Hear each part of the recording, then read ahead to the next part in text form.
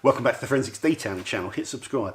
I'm out in my garage, freezing cold, working on this BMW E36 328 Sport, and I wanted to take a break and talk about something. Yesterday, my friend Reg sent me a screenshot, and it was a tweet from Chris Harris, automotive journalist, Top Gear presenter, and YouTuber, I think.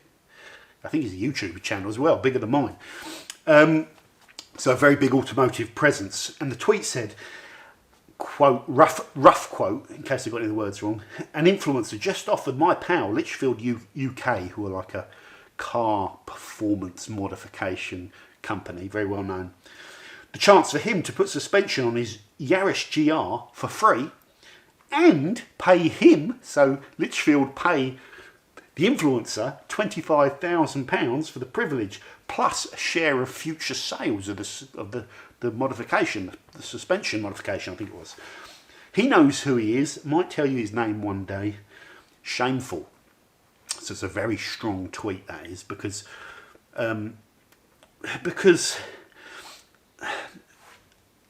know, assuming it's true, it's fair enough to say that, but when you have an audience for probably about 500,000 followers, whatever Chris Harris has, you're directing a lot of attention to someone else, so you're putting pressure on that person. So you've got to think about it, or you've obviously got to be very confident that what you're tweeting is fair.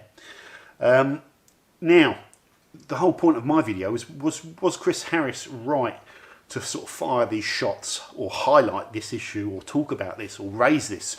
Or was Litchfield UK right to disclose this? This is another interesting thing.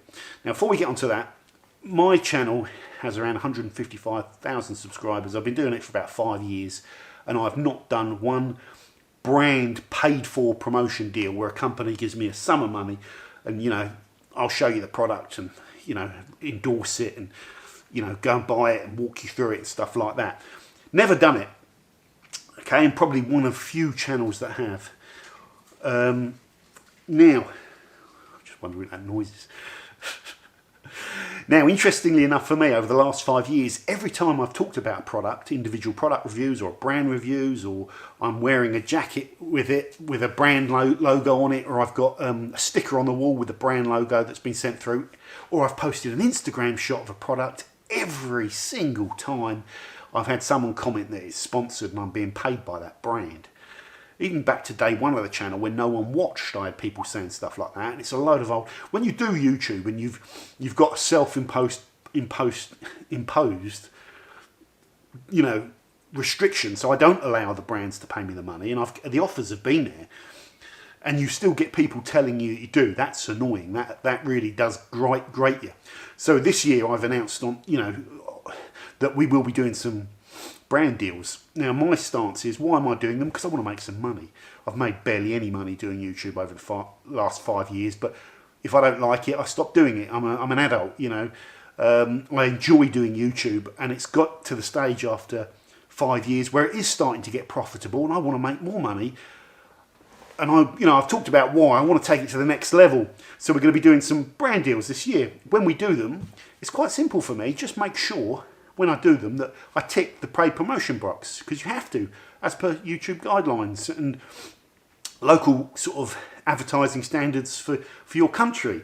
So I'm not sure if the ASA guidelines in the UK mean you have to tick that button, but YouTube guidelines do. So if I'm doing a brand promotional deal where they're paying me money, tick the box. It brings up a little watermark at the start of the video saying includes paid for promotion.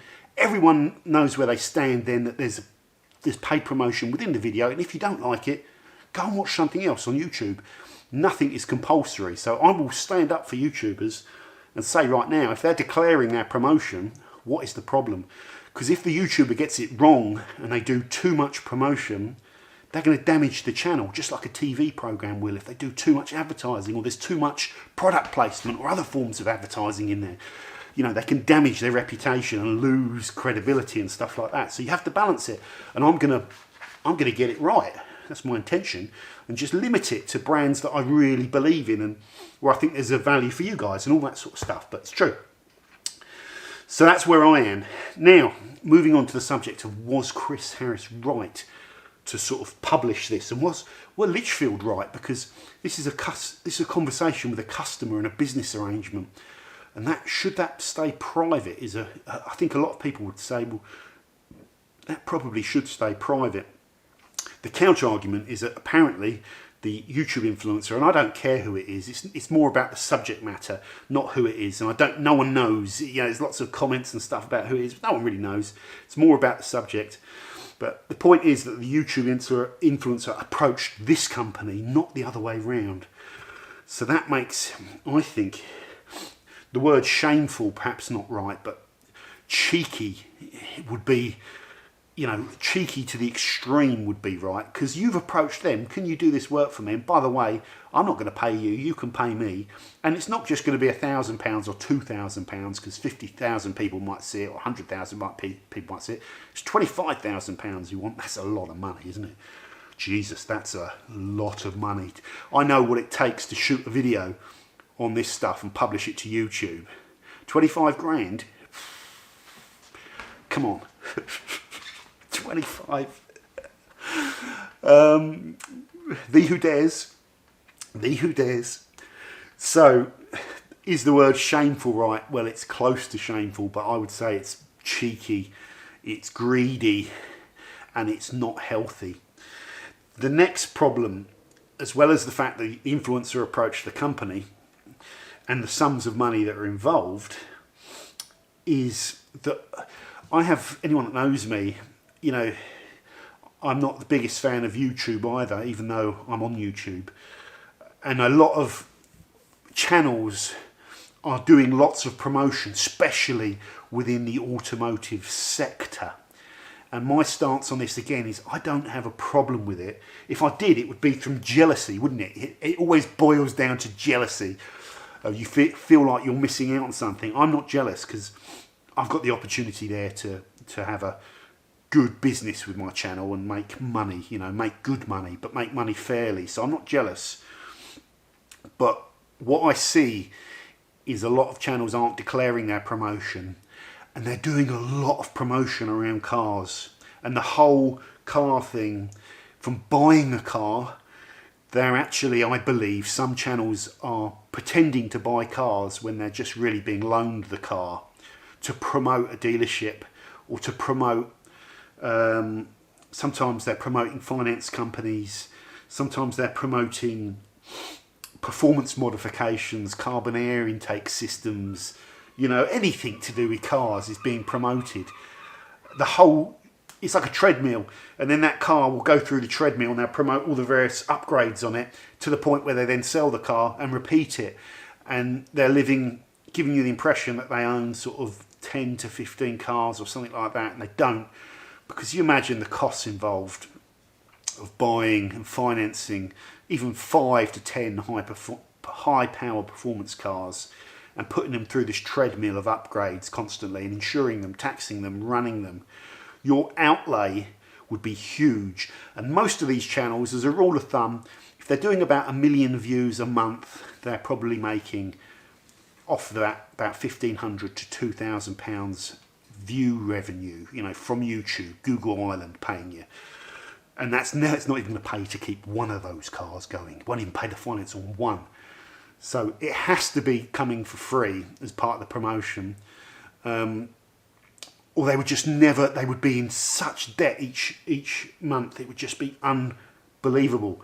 So always look at how many cars a YouTuber's got and say, well, if they got finance on 4 cars, then they're going to be in debt for 10, 15 grand, say, a month.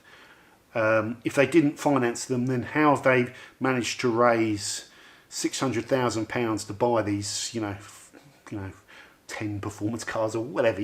Just do some basic maths and you know what's going on, don't you? Now, again, the main problem for me is the fact that it's not being declared.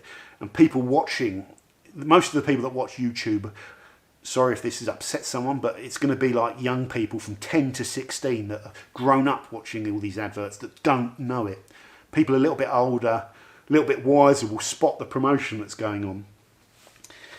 The young people won't, and they'll think that they can go and buy these cars on finance and spend all this money take them to these performance places, you know, spend £5 on, and again, if any of them are dumb enough to actually go and buy them on finance with these companies, they could find themselves in financial difficulty. So that's one of the problems I have with it.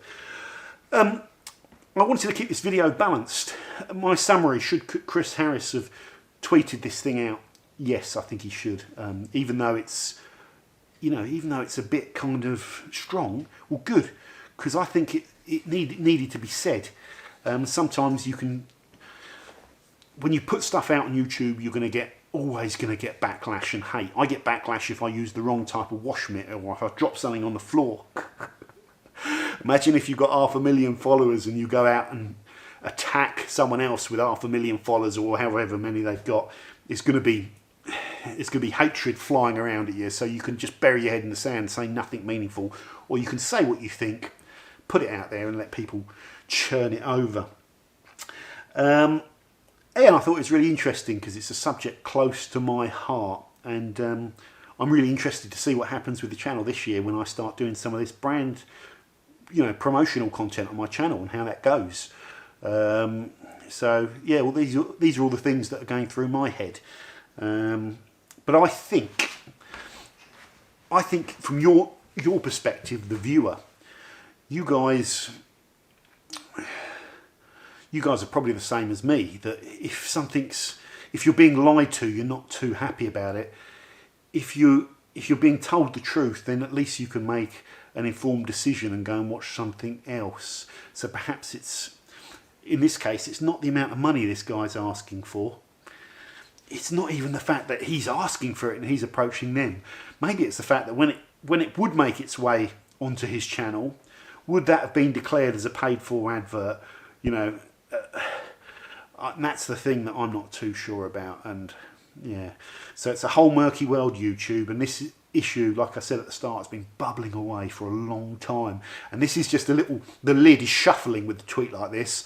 There's going to be more little issues with this and dramas, and eventually I think the lid will explode off the pressure cooker at one point, because YouTube and promotion is an unregulated kind of thing, and that's another whole subject. So yeah, I think it's really healthy to talk about it. By you guys knowing what's going on as well, it keeps YouTubers in check, including me, because none of us are perfect. We all want to make money, and yeah, and that's it. Let me know in the comments what you think, and don't forget to subscribe.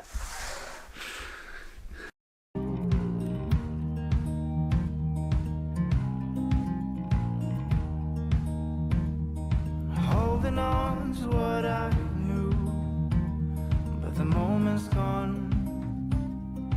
Where was I when